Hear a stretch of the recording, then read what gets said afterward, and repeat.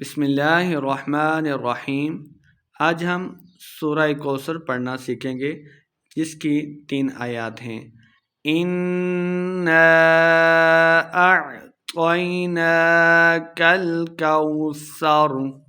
اِنَّا نون مشدد ہو رہا ہے، یہاں پہ ہم نے غنہ کرنا ہے اور آگے الف مدہ ہے اور اس کے اوپر مد بھی ہے، تو ہم نے اسے لمبا کر کے پڑھا ہے۔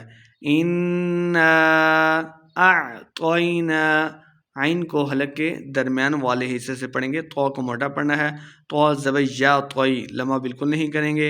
أعطيناك الكوثر، کھڑی حرکات کو 2 حرکات لمبا کرنا ہے، کاف کو لام کے ساتھ ملا کے پڑھیں گے۔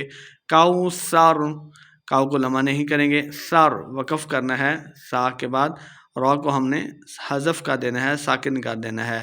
کوثر فصل لربک وانحر، صاد کو مٹا پڑھیں گے، فصل لربک بغیر لمبا کرتے ہوئے پڑھیں گے، را کو با کے ساتھ ملانا ہے۔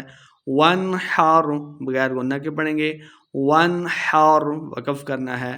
ان شانئک هو الابتر، نون مشدد ہو رہا ہے، غنہ کریں گے۔ شانئک، حمزہ کو لمبا نہیں کریں گے، شا الف مدہ ہو رہا ہے، 2 حرکات لمبا کریں گے۔ شانئک هو الابتر، هو ہا کے اوپر پیش ہے، ہا کو موٹا پڑھ رہے ہیں، هو الابتر۔